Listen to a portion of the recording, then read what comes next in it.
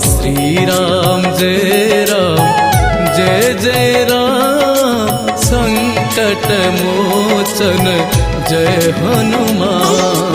श्रीराम जय राम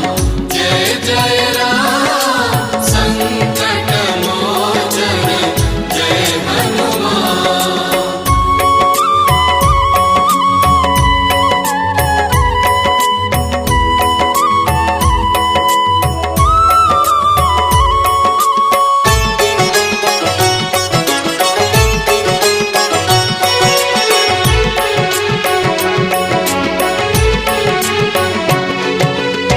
प्रभुंक मुद्रिका नहीं मथारे लगाई सात सिंधु लंघी गल अटकिल नाही।